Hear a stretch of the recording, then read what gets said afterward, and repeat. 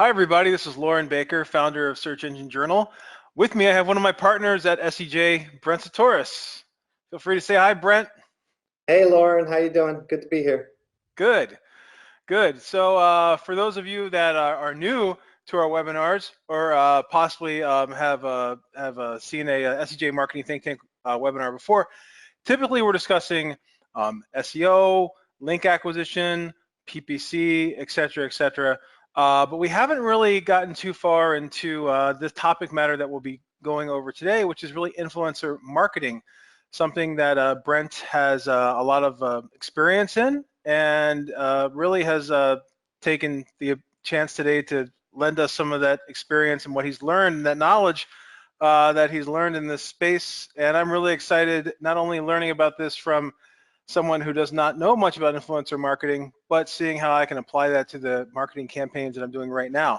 So Brent, I'm gonna hand things off to you. If you'd like to do an introduction, get started, take care of housekeeping, all yours. Will do. All right, perfect. So as Lauren mentioned, my name's Brent Satoris. I've been in digital marketing for about 13 years. I've also was lucky enough to be one of the kind of first people in social media in like 2005, 2006 when Dig and Reddit kind of launched. So I've had a kind of like a bit of an opportunity to see kind of the scope and the changing of the internet space from before smartphones really taking over to after smartphones and then social and then after social. So I definitely have, you know, a little bit of background in that regard.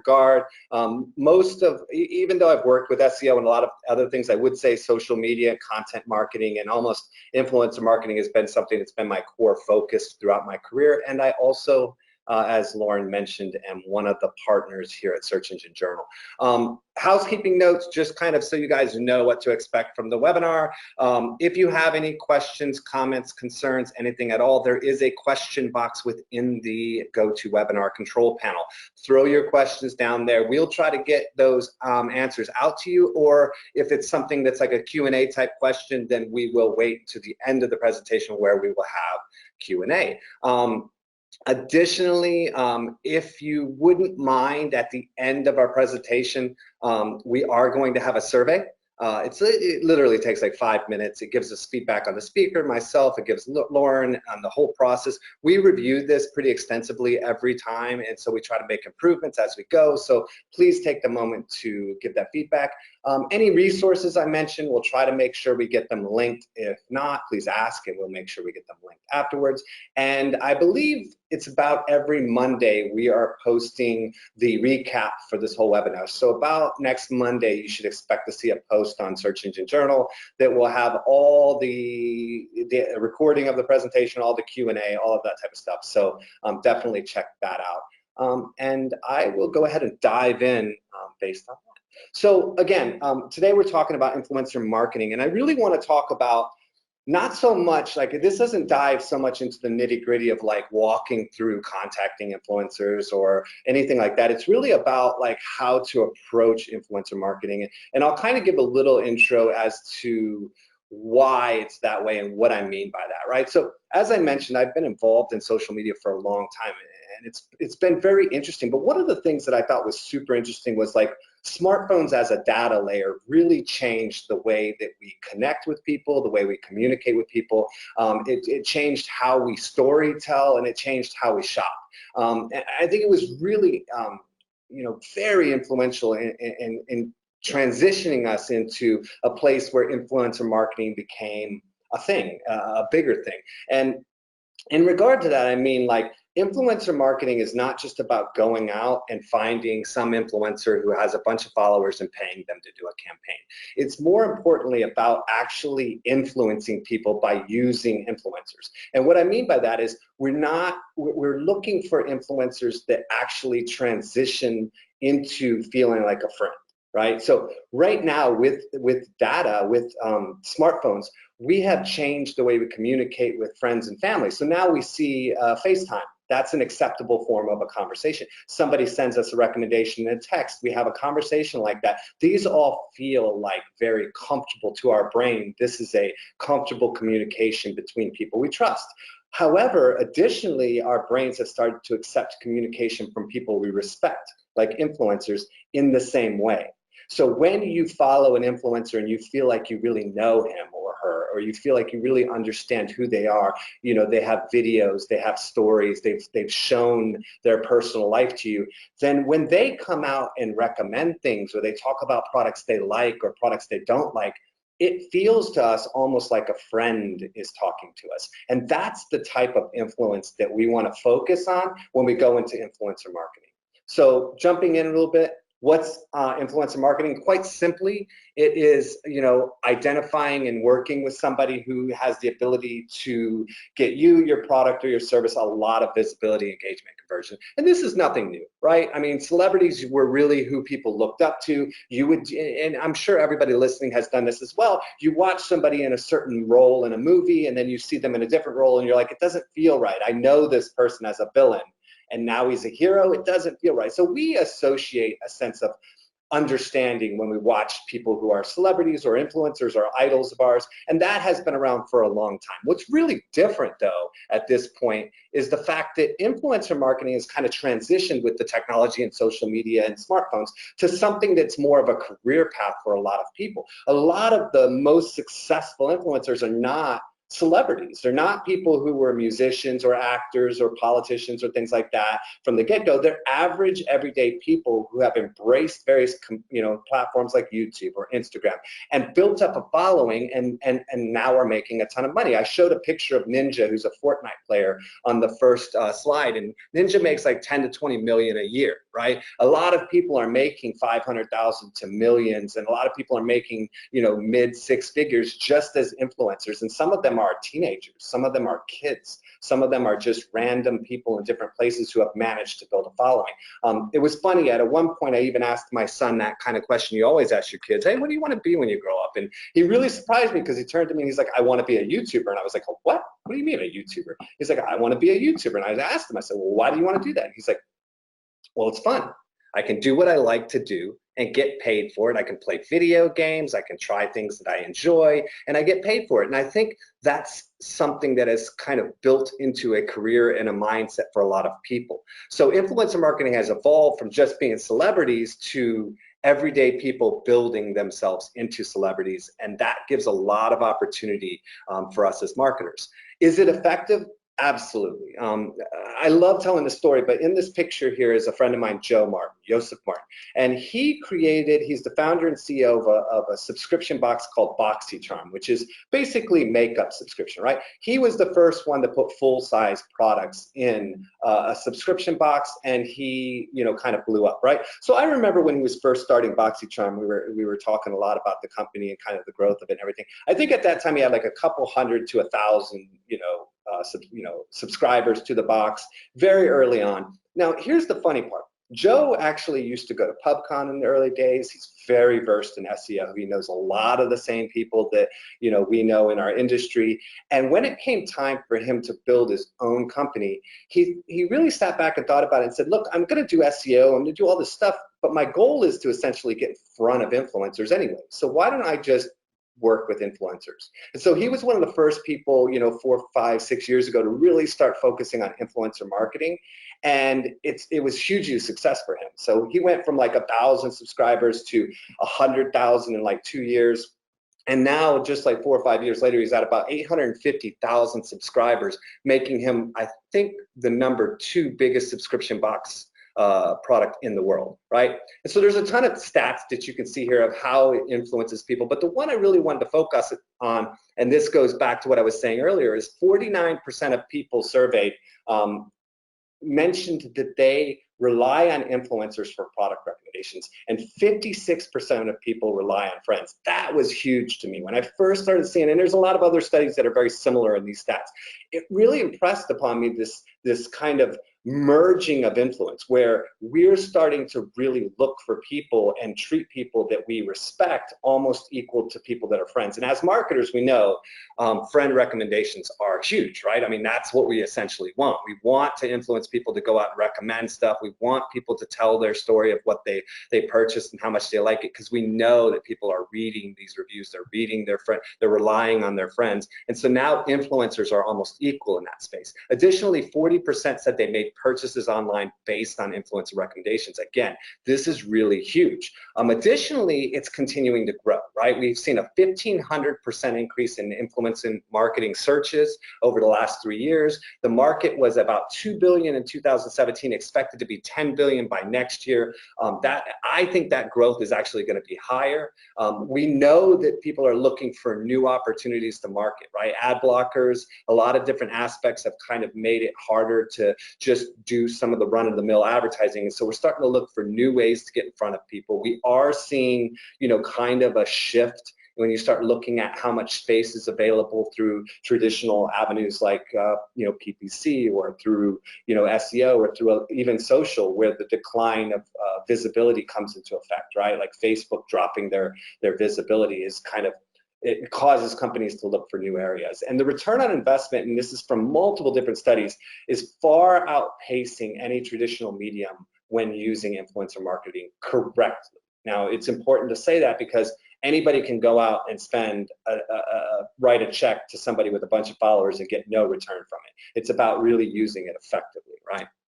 And that's where it becomes the biggest challenge for most marketers today. So the first and the biggest challenge is, how do you find relative influencers, and what exactly is a good influencer for you? My opinion, Instagram and YouTube are the places to really look for influencers. Now, that said, if you're killing it or you're crushing it on Snapchat, if you've got something going on LinkedIn, it's awesome. If you're doing a really good job on Facebook, great, good for you.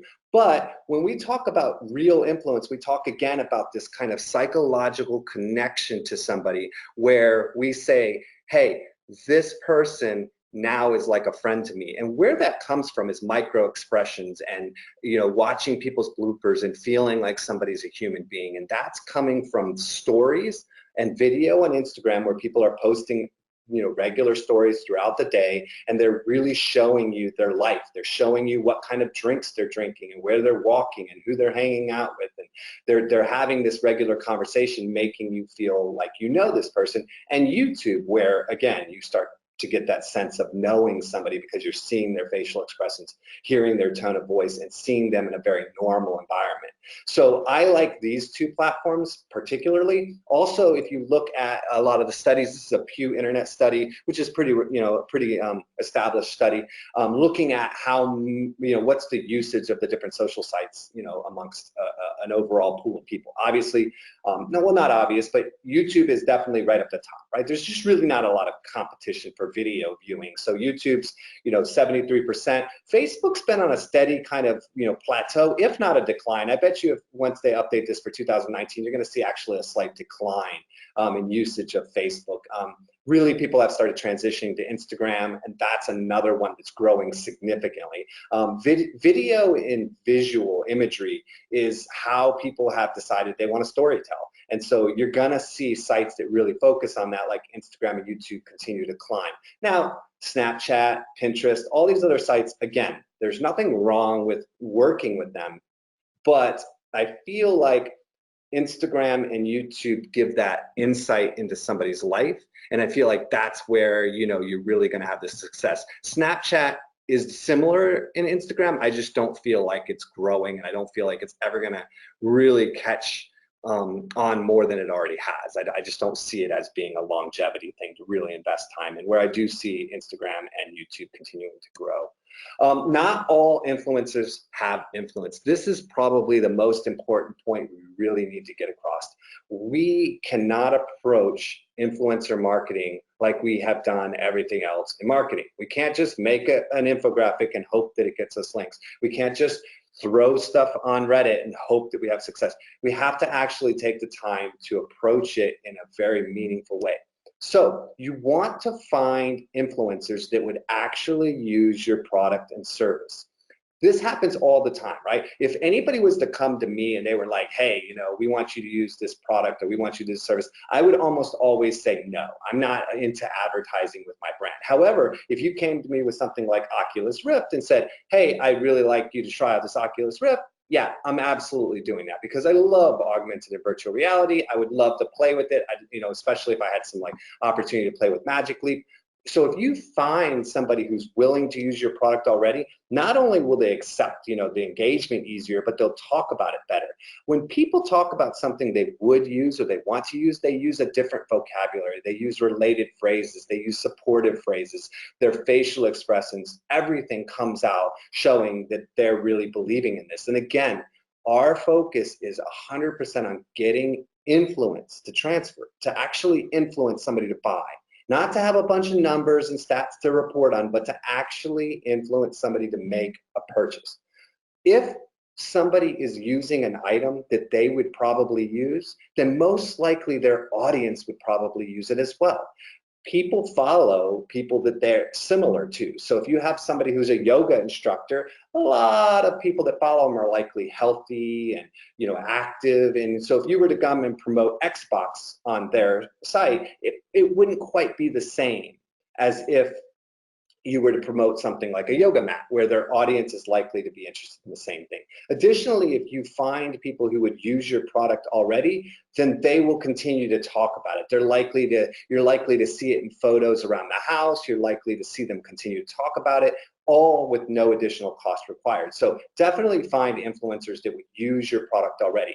You want to look for people that are personalizing themselves. I mentioned this earlier. Are they doing YouTube videos where they're actually showing a bit of their personality? Are they using stories to kind of tap into their life? Are they showing pictures from within their life? If they are, then they're starting to transcend into that friend zone for people. If they're not, then they're just a celebrity. They're just a face. They're just somebody, right? You want to look for natural versus obvious advertisements on people's pages when you're reviewing them. There's a great example over here. Scott Disick, very, very, very large following, did a promoted post, which is kind of notorious right now for kind of like what not to do, right? So he comes and he posts. If you look at the text in there, it says, here you go, at 4 p.m. Eastern time, write the below, caption, keep up with the summer workout routine with my morning, Boo Tea UK, right? Protein shake. If you look at Scott, he doesn't look happy. He doesn't look excited. He doesn't look like he's ready to be energized. It doesn't look like morning time. It doesn't look like he's in any kind of sort of active wear. And he's clearly, just copied and pasted the text of this. Now, mistakes happen, but this is the type of stuff that is going to make it harder to transfer influence for products, right? If you're just taking money for a product and you're not really somebody who would use it, and you're not, doing natural advertisements, and what I mean by natural is like acting natural, acting normal, really talking about it, really engaging, then it's not going to have the same kind of influence. Off-brand advertisements and normal versus advertisement post volumes. These are two areas that happen when somebody says, I've just got, 250,000 followers. I'm now an influencer. I didn't really think about making money. Now I've got all these offers. I'm not going to turn the money down. So they just start selling themselves off left and right. They have all these off-brand advertisements coming in. They have, more advertisements than they do normal posts, and they don't really know how to balance their account out. These are the things you want to look for to determine whether somebody truly has influence or whether they're just somebody you're going to pay for a post. Some influencers influence influencers. This is interesting. We call it the Jordan effect, and the fact that all people in a certain industry, they look up to somebody, right? You can even see it when it's like celebrities reacting to other celebrities, those fun videos where it's like people that are super, your famous idol celebrity has an idol celebrity who has an idol celebrity, and it just keeps going and going. So somebody's always influencing, they're always looking upward, right? So when Nike signed this deal with Jordan, it was a big, big thing, because now Nike was able to, other athletes would want to sign with Nike, not for the money and not because there was a money tied to it, even though that was a part of the negotiation, I'm sure, but they wanted to be on the same level as Jordan. And if they could get a Nike deal, then they were equal to Jordan. They were as good as Jordan, or they were pretty close to.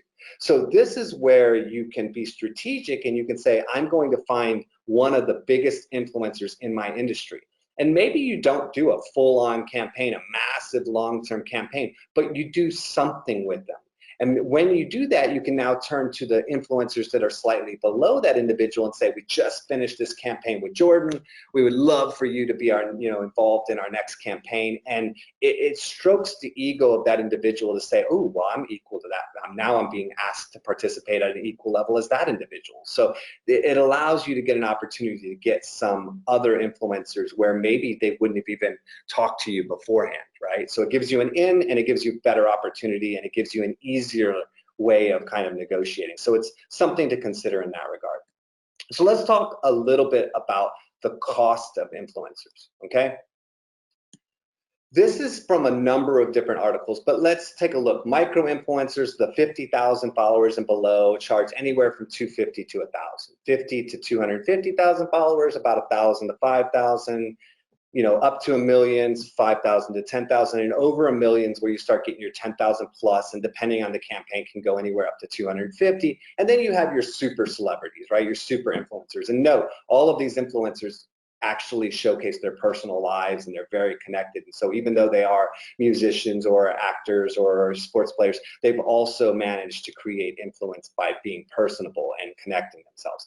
The good news is with all of these are ranges. And so almost all of these ranges, the reality of the cost is closer to the bottom. It's closer to 250, it's closer to 1,000, 5,000, 10,000.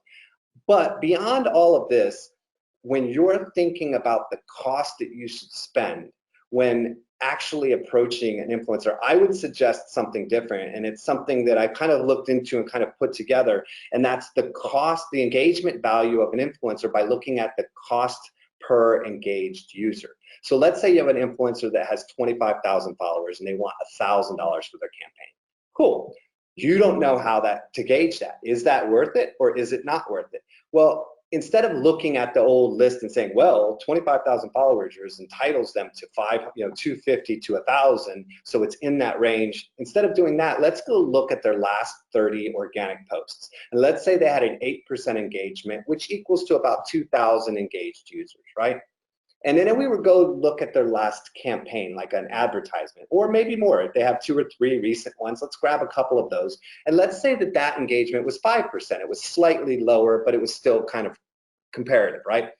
That would be about $1,250 for engaged users. Now, if we took those and averaged them, we get about $1,625 as the potential engaged users. This is the user group that we think can be engaged, right? The potential engaged group. We take $1,000, divide it by 1625, and we get 62 cents per engaged user. So now we have an actual number that we can say, this is what I'm willing to pay to engage with the user, to have them actually read my ad, to actually look at my campaign, to actually listen to this campaign. Now, you should be able to back out other metrics. If you were to look at PPC and you were to say, what's your cost per click? A click on your ad is an engaged user, right? They're coming through, they're reading your material. It doesn't mean they convert, right? That's why we have conversions. So if you have a cost per click in PPC, you can balance that against here. If you look at your organic, how many visits does it take in a funnel before somebody converts? So how, each visit's an engaged user, right? So what's the value of your existing engaged users in other channels, and then come back and look at this cost and say, is this effective for me? Is paying 62% per, I'm paying $2.50 cost per click, this is definitely a value. Or I might come back and say, you know what, in all my other channels, I'm at like 10, 15 cents. This is like 4 or 5 times that. Maybe it's not a good value for me. So I would suggest something more like this as a way of determining like whether or not an influencer's value and how much you should pay them. There's different ways to hack this system. Some influencers, especially micro influencers, do take product as payment, especially if you find the ones that would naturally like your product. As I mentioned before, I'm really big into virtual reality and stuff. Magic Leap's a couple $1,000s for the headset to start out. I'm not going to go buy it in its early phase. I did that with Google Glass. I did that with Oculus. Didn't really find the enjoyment early on for the money spent. So I wouldn't want to go buy it. But if they were to reach out to me and say, hey, we'd love to give you a pair of Magic Leap glasses. I don't know what they're calling them now. I'd love to give you a pair of these.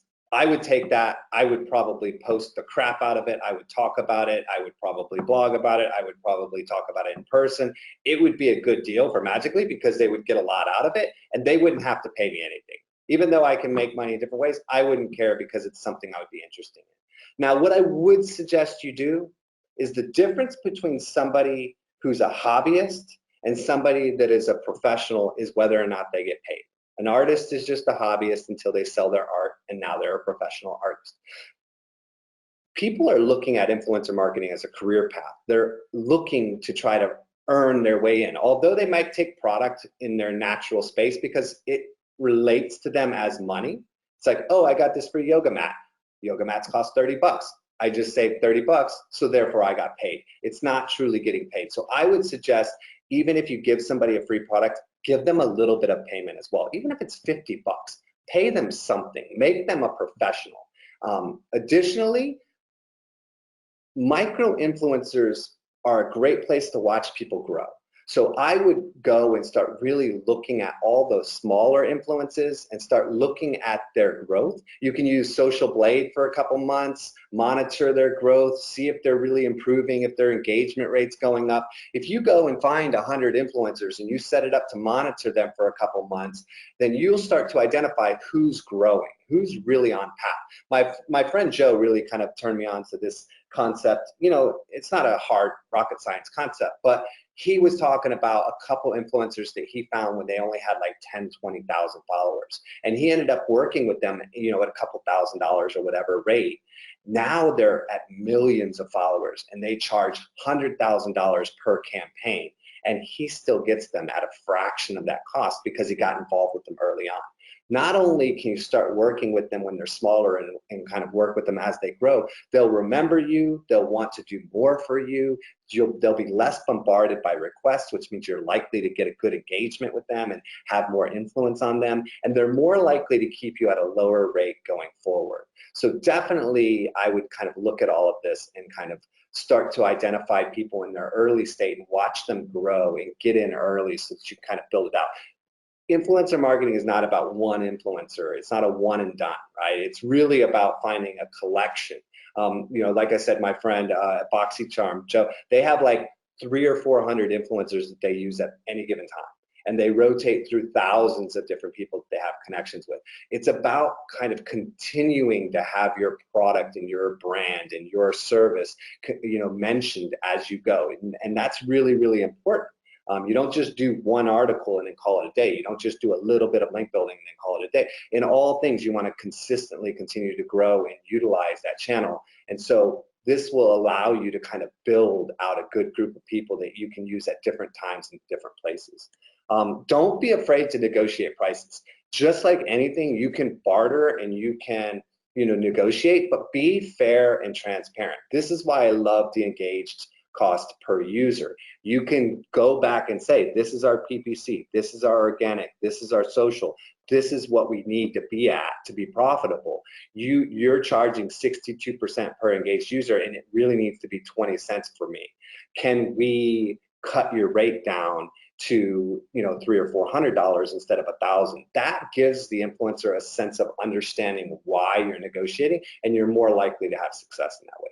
Another additional kind of hacking the system trick is to consider throwing events and attending events where influencers you would like to get to know are currently visiting or hanging out or attending. Don't hard sell people in this environment. This is about going, connecting with them, having real conversations. If you have some of your product, bring it. That way when you talk about, oh, this is what I do, here's my product, do you want one? Then you can give it to them with no strings attached. What happens here is you're connecting with people in a meaningful way, you're letting them understand you, and then you have a better opportunity of closing them later. That said, if somebody's like, I'd love to work with you, then continue that conversation. But I just wouldn't go in there trying to sell a bunch of people. I would go in there trying to connect with people. ROI, everybody wants to kind of look at ROI for anything, and that's understandable. You're going to spend money and you want to say, am I getting back from the money I spent some sort of return? Right now, engagement and engagement cost is kind of the metric that most people are using.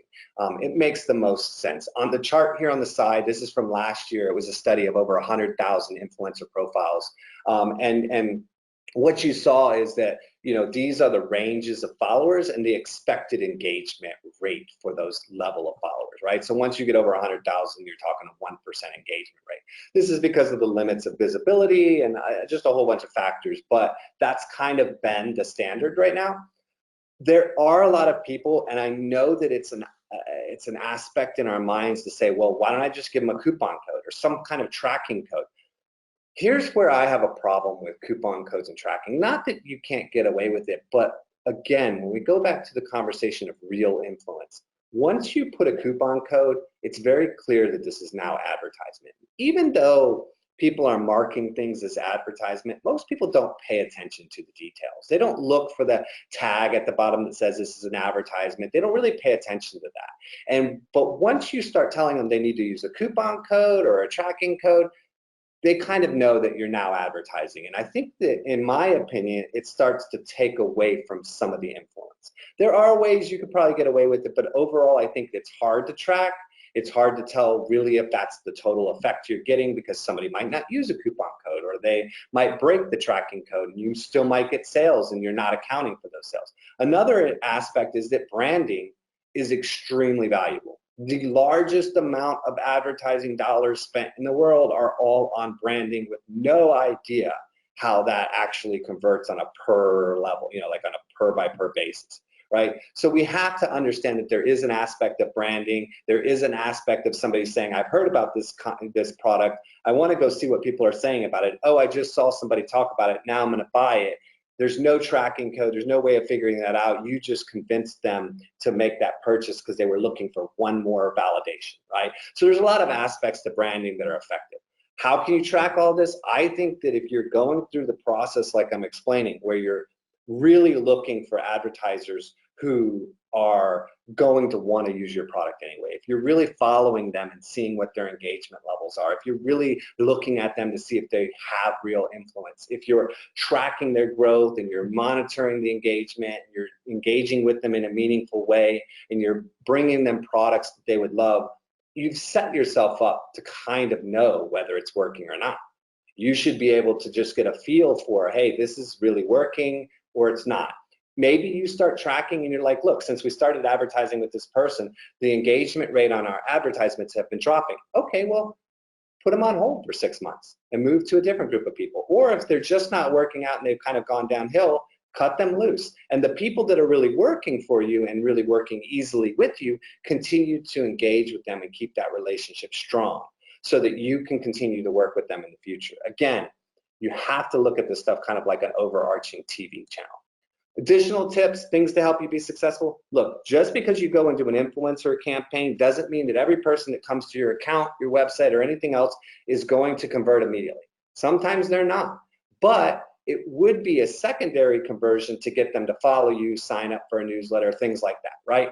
So avoid, especially even if you do a lot of hard selling, and which I never recommend in social, but even if you are, at least during the time period you're going to do a big influencer campaign, clean up your pages and put something that's very useful, right? Go in and take out some of those overtly advertisement updates that you post that are like, get $5 off now and all that type of stuff. You can show your product, you can show the value of your product, you can highlight testimonials, you can do a lot of these type of things which are soft selling, and they have a bigger impact because you want the people that are coming to your account through these different influencer marketing campaigns to decide they also want to follow you. Have something for everyone. Look at your page and think about, maybe I give them a quote, maybe I give them a how-to, maybe I give them a cool video, something funny, something interesting, right? Try to give them a variety of types of posts so that you have a little something for everyone, and so they're likely to follow your page. This will give you a chance to convert people further down the funnel, right? Treat influencer channels and influencers themselves like you would TV channels and TV shows. The more relevant you are on, the better. You want to choose people that are relevant to you, that speak to the authority that they're going to have about that industry and your product. Don't lose your relevance. This happens a lot. You can really, I look at this all like a TV station. Like, think about it like TV. You want to be on multiple channels. You want to advertise. When Christmas comes around, you've got something. When Black Friday comes around, you've got something. Thanksgiving, you've got something. You want to keep advertising and keep using influencers ongoing for the foreseeable future. And you can rotate through people. Like, you might not have the budget to use 3,000 people at once, but you should be mapping out all of your influencers and tracking all of their growth and seeing what they're doing. And when one of them does something that indicates they would be a good advertisement, like they just took a new job or they just, started a new hobby, and hey, that matches up with something we have, that's the opportunity. So continue to do the campaigns. Again, use both micro and macro influencers. If you map out all your influencers before you ever start really doing this, you monitor them, you're tracking them, you continue to do this, maybe build out a little chart that shows them all and where their levels are. You want to do some macro, some mid, and some micro. And you want to continue to have that basis. The macros are going to get you a lot of good branding, a lot of exposures. The mids and the micros are going to validate that. It's going to make them feel more comfortable about that purchase. And it's going, again, when you start looking at things as engaged value of a user, then ultimately, regardless of what you look at, you're going to be happy with the outcome, because even if they have 1,000 followers, or they have 100,000 followers, or they have 100 million followers, if you look at the engaged value per user, then you're going to be good. You're going to be, okay. You're going to be successful with what you're trying to accomplish. These are a bunch of URLs that will be included in the blog post, and also just, this is where a lot of those stats came from. This is a lot of really good, interesting things that I think are helpful. And that's what I have. Thank you very much. Awesome. Thanks, Brent. We got a bunch of questions while you were going over all those amazing slides. Very educational. And side note, you didn't know. What's there that? There is a new show in town. We have decided to rebrand Search Engine Nerds into just the Search Engine Journal Show. We feel like it better represents what we're doing, and that is going to start immediately. As of tomorrow, we have a new episode. And there's a new episode that's out right now with Perna, who's one of my favorite people. And these are some insights that Danny's been doing, where he's really going in and doing interviews with some of the top leaders to talk about what did they learn, where did they get into SEO and stuff like that. So that's out now. And then there is another podcast that's coming out tomorrow. And again, we rebranded it to the Search Engine Journal Show. Cool. Brent, can you hear me?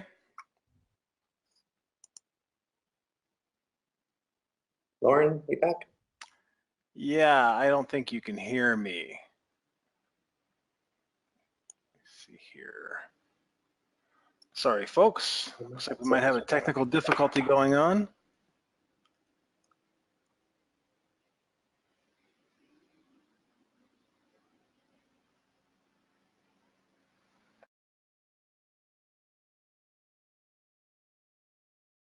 Brent, can you hear me now? Yes, I'm sorry, my headset died. So let's not share which headset that is or which battery that is, and they have the exact opposite of an influencer campaign. Right. The worst going on. You could hear me the whole time, right? Yeah, I could totally hear you. The mic was working fine. But I think I'll go ahead and send you over a Plantronics GameCon 780 headphone set right after this call. Perfect. It's magnificent. It's perfect not only for gaming and Fortnite, but also for SEJ ThinkTank webinars and for the new Search Engine Journal show. Well, I think I burned out my headset playing Fortnite. That was the problem, so. More than likely. So we have a lot of questions that came in during the presentation, and just as a reminder, if you have any questions right now, please feel free to type them into the question box for our Q&A. I see a lot of them coming in. I'll go ahead and get started. From a lifespan perspective, I had a lot of questions about this. Where do you feel influencer marketing is right now?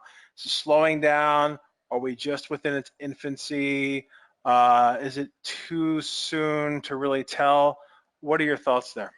So I think we're in between a phase, right? This happens with all of it, right? There's a tactic that comes out, it gets kind of very minimally approached, it gets used up, and then all of a sudden the easy return starts to fade away, and everyone goes, well, this is no longer working anymore. I don't know if you guys remember when social media came out, everybody was in an uproar about blocking social traffic because it was hurting their, their ads, the CPAs, and it was hurting their, revenue on AdSense and stuff. So what I think happened was influencer marketing became utilized before it was actually like a field. It was more kind of Wild West, and people were paying people and they had influence and it was working and they were seeing a value. Now people are charging a lot more. It's a lot more established. But I think the influencers are just now starting to really understand, and we're gonna, over the next year or two, start to establish what does it mean to be an influencer.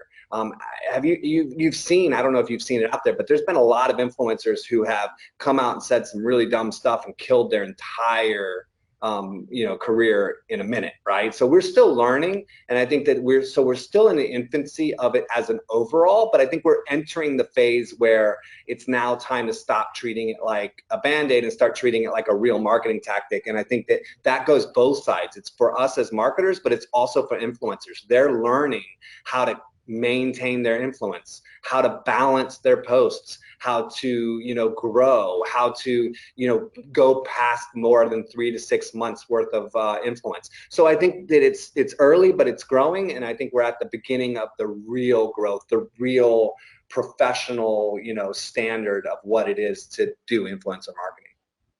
It's kind of interesting because I was was reading an article about Ninja. And his quest is to be more than a gamer, right? So Mm-hmm. for those of you that aren't in the gaming, and I'm not really that into gaming, but my kid is, Ninja's like he's one of the top Fortnite players, but he's even better at branding than he is at playing. He's actually lost a lot recently, but he still stays on top because of his brand, because of his interaction with other not only gaming celebs, but he'll host games where Drake and Juju Smith-Schuster and multiple other hip hop stars, music stars, sports stars enter that lineup. And what that says to me is that this guy gets it, that he's not going to be able to, he probably doesn't want to sit behind a monitor playing games all the time, right? So what else can he do? He's doing commercials now. He did an NFL commercial recently, lots of other stuff like that. So what's the next step? He has his shirts in Walmart, everything else. So what's the next step beyond this? And in the same way that an early adopter like him, right? Like Ninja, or previously Ninja Hyper, and whatever names he used previously, whatever an early adopter has done to then expand their brand, I think you're going to start seeing other influencers and even micro influencers emulate that, right? Absolutely. Because like you see someone growing beyond their initial audience. And it's a pretty interesting article. I think it was in Forbes. I'll share a link afterwards. But he even brought up the point where like he doesn't even go to tournaments that much anymore because he actually loses money and he loses followers because he's not able to stream all the time. So that whole thing was really interesting. So I think in many ways, yeah, it is kind of in its infancy. And even I know with being a parent, sorry for those of you that are younger, but you got a couple of old guys on here. So my son, if he could choose between watching a movie, reading a book, or watching these guys play and have fun on YouTube, it'd be play and have fun on YouTube. So it's people like Ninja, it's FGTV. Oh, it's all of these. It's killing me right now because I'm like, hey kids, let's watch some movies, and they don't want to watch movies. I can't find a movie or a TV show my kids will watch. I asked my son the other day, I was like, what's your favorite song? And it gets some crazy YouTube song of somebody screaming at the top of their lungs some random words. I'm like, that's not music, And so now I'm the old guy, like, that's not TV, that's not a movie, that's not music, but this is the culture. This is what kids do. They watch YouTube. They watch, these videos and these streamers, and that's their entertainment. That's their TV. And then you have networks that are trying to stay alive, right? Go after this as well. So like the show Nailed It on Netflix, for example, that's an adaptation of a YouTube influencer. There's a YouTube star that currently hosts Double Dare on Nickelodeon. or the new Double Dare. So this is really expanding beyond that as well. So I do agree. One question that came up a lot, Brent, is typically when we're talking about influencers, we're talking about B2C, right? Either business to consumer or direct to consumer sales. People that are selling protein shakes, people that are selling coconut oil, CBD, et cetera, et cetera, et cetera. What about B2B? Does influencer marketing work for B2B, and do you have any examples you can share? So I think you definitely have to. This happens all the time. Like I've even had people argue that they don't need a website, right? Most of us say, "Oh, you absolutely need a website." But I've met a couple of people that made good arguments for not needing a website. I think you can always argue yourself out of needing something, right? There's nothing that's paramount, right? And so I'm sure there's some industries out there where B2B, it just doesn't make sense, right? The buying decision is not made through any sort of deal like that. But with a lot of B2B, it's influenced in the same way as B2C. When a corporate exec says, "Hey, go find me who we're going to use for our phone system," they're not necessarily sitting down at their computer and researching top 5 phones. They're sending it off to an admin who's going to go out and do that. They're going to go start searching around. They're going to watch reviews. There's always a sense of B2C even in B2B, right? And that's been, I've seen that happen through hundreds of different campaigns. I mean, we deal a lot with influencer marketing, even in our own space, people going out and repping certain tools or repping certain, publications and stuff.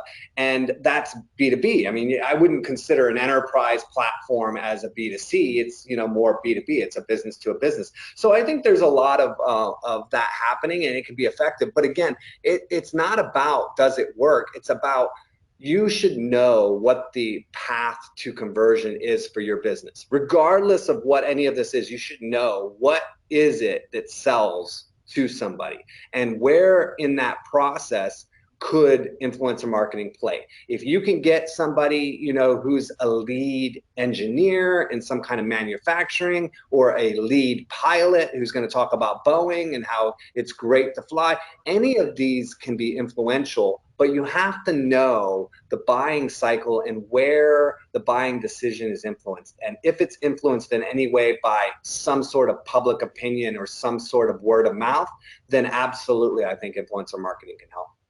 I think in the B2B world, and you touched upon this a little bit, Brent, with the SEO tools and people that are out there in our industry or our universe talking about them. I think it's kind of a natural extension of blogger outreach. It's a natural extension of building a social media community. One thing that comes to mind is SEMrush had their SEMrush Summer Jam last week, where they invited some influencers in the SEO space. They invited people that run companies in the SEO space and some of their best customers all to Lisbon, Portugal for, I think, a 2-day event where people are doing cool stuff with SEMrush and with SEO. And then at the same time, they're out in a boat, having wine on the ocean and stuff like that.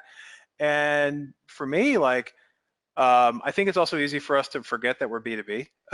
So for me, I go on Facebook and I see all of these people that are influencers in the SEO space, who I consider influencers in the SEO space, out there at this event. And it's great branding at the end of the day for SEMrush or any tool company that does something like this. And it's almost like they're taking a client advisory board, right? But then projecting and amplifying the experience that everyone's having at the same time. So everyone that's there is sharing that, taking pictures, writing about it, and it's great branding at the end of the day. Another influencer in the B2B space is that I got thinking about is Grant Cardone.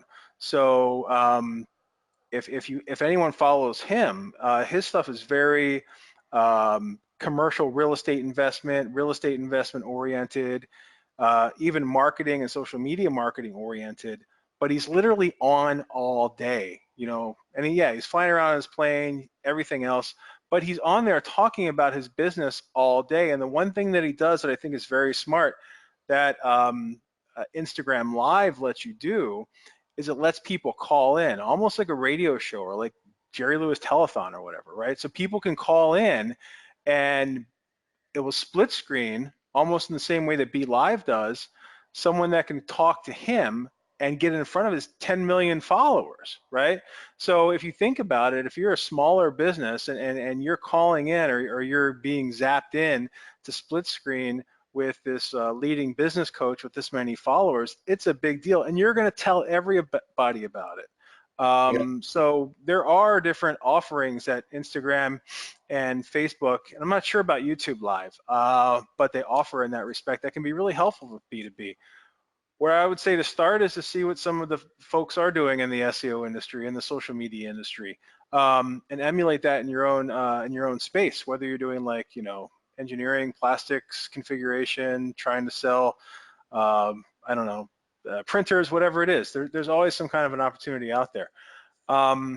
Next question: do you have any recommended platforms or networks to help connect brands and influencers? Where can people get started finding So influencers? essentially tools, right? So there are a couple out there. I mean, BuzzSumo, I think, is the industry favorite right now because it just really does a good job of watching growth and seeing engagement numbers and top posts. There's just a ton of like really good aspects in there that can help a ton. There is a tool out there called Awario, A-W-A-R-I-O. I might not be saying that right, but it's Awario to me, right? That's kind of a listening tool, but it has some cool little functions, and I think it's like $30 a month or something like that. So it's a pretty easy tool to start listening with some keywords and start to identify, kind of what people are doing, influencers and people making some noise. There's a tool out there called Clear with a K, K-L-E-A-R, that was built just for influencer marketing, and it has a lot of little features that you can refine by keywords and start to see like charts and visual representation of like where people fit in the ethos as far as like that specific industry space. That one's a little more expensive, but it's not crazy. It's like $250 a month, so it's not break the bank for a business. But if you're a solo person trying to build your own, it might be a little high for you. And then there's also one called Upfluence. Upfluence is kind of like a more all-inclusive. It's kind of all of these combined. It includes like the ability to email people, to reach out to them, to manage the community. So it's got kind of a CRO and a couple different aspects built into its influencer marketing platform. So these are a couple platforms out there, but again, I mean, the best thing you're going to do as far as this goes is not think what kind of tools. I mean, tools are nice and they're a great way of getting you ahead, but first and foremost, you should be researching your space. You should really be paying attention, searching around, watching hashtags, going and reading threads, and identify kind of the space and get to know the space. But these tools can definitely help you along the way. Okay, great. So there are a lot of quote unquote influencers out there who may or may not have inflated numbers. There's multiple different programs to help people purchase followers. How can someone tell if they're going and tracking this kind of by hand or using a tool as opposed to a network to do so? How can someone tell the true influence of someone of an influencer and not feel like they may be getting gypped if it says someone has 100,000 followers and maybe they only really have a couple thousand? So again, I mean, that's why I go with the engaged audience, right? I go back and look at their post and determine how many people are engaging. Granted, you might have a number of people who auto like or stuff like that. So once you get kind of like, you can start out by going and saying, look, I'm going to check the engaged value. I'm going to look at their last 30 posts. And this is also something BuzzSumo does. It reports all the engagement for each user, right?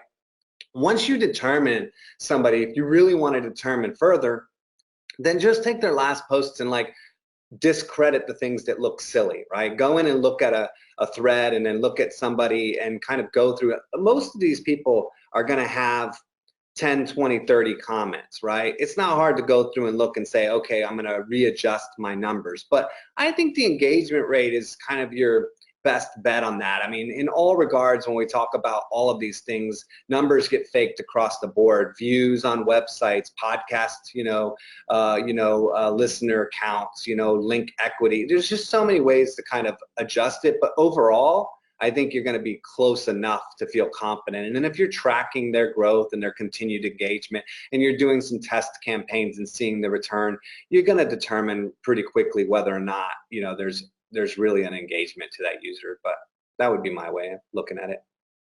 Cool. I had a couple questions come in about micro influencers. So, and you went into this a little bit in terms of the value and scale and things like that, but is it worth it to work with micro influencers that have relatively small audiences? Do you see the response there, or is it better to go after a macro influencer that may have that immediate ROI versus working with the masses? So I think you want to do both. I think that honestly, you know, I feel like you could argue that somebody who has 15 followers is not an influencer at all, right? So I mean, there's a difference between micro influencers really when you start to get a couple thousand followers. And I think that if you've ever made some of these social accounts, you're not getting a couple thousand followers for no reason. You know, you're not going to get, you know, I mean, you could game it out or whatever, but if you start getting to 5,000 followers, you've got some level of influence. If you look at the engagement on that and it's good, then it's good. You know, I mean, that's what you're essentially paying for, is how many eyeballs are actually going to see it, right? And that's where you start seeing that there's different. You can get almost 10 to. I have some of my accounts have like a 20% engagement rate below 10,000. Right, so anything up to 10 to 20% is a pretty solid engagement rate for a time being. But once you start getting 100,000 plus, you go down to 1% engagement, right? So you're really not showing to as many people, right? Statistically, it's still a larger pool, but it's not like you're getting in front of 2 million people versus 200,000 people. It's really more like 500,000 people versus 300,000 people, right? When you start calculating out the diminishing ratios, and my math always sucks, but I think the point is, you know, you have to go in and look at their engagement. How big is the industry? How much authority do they have? How much are they engaging? Do you think you're going to sell something? If I do a lot with, like right now with yoga, some of the yoga teacher trainings that I'm working with running and stuff like that. You need 15 people to show up. That's what you're looking for. If I can go into a group that has somebody in that region that has 1,000 followers and they're hardcore engaged, and I can pay for that, I'll do that. Because that's going to get me 3 or 4 conversions, and the conversions are worth thousands and thousands a piece, right? So it really is not a simple answer. It's about feeling it out. But I absolutely think you should be involved with micro influencers, not just one or the other. Yeah, and in your yoga example, you touch upon having someone that's in the area, right? So the ability to work with micro influencers on the geo level can be much more beneficial to you than working with macro influencers that run, that overflow in the other areas, especially if you're a brick and mortar. Maybe you're running a test campaign specifically in a certain city. Just getting influencers that have a following, that are part of different groups. I've seen people do this on with a smoothie chain out here, getting the local health influencers, PE teachers at school, people like that out for the grand openings. I've done it myself in a beauty school chain that I work with down in Texas. So we'll get beauty influencers coming in for their events, and we'll also mobilize their student base to get the word out there about how great they are. And recently in LA, working with local influencers as well for a store launch, it's pretty amazing to see where the reach goes and engagement, especially on the local level. And it can be surprising. And like you said, you don't have to get 1,000 people into the yoga studio. That'd be terrible. Everyone would be bumping into each other. But getting that 15 people in there for a class, right, and continuing to grow that is something that's obtainable. It's not a goal that's off the charts. So last question today. What do you feel is the best way to connect with the influencer and start the conversation? If you found them via BuzzSumo or whatnot, do you hit them up in their DMs? Do you tag them? Do you try to find out if they have a site or an email address if you're not utilizing a network? How should we For go sure. about that? Yeah, I mean, all those the outreach aspects work, right? You want to like sign up for their newsletter or follow their accounts. Like when you get the first email from them, that's a real email, not just a you're subscribed, but the one that comes out, you respond back to it and you tell a little bit about yourself and who you are, and you say hi. You know, you want to comment, share, like, engage. You know, if they're asking people for feedback, be one of the ones to answer. You want to soften it. You want them to kind of have recognized your name in some way, shape, or form. And then you have to reach out.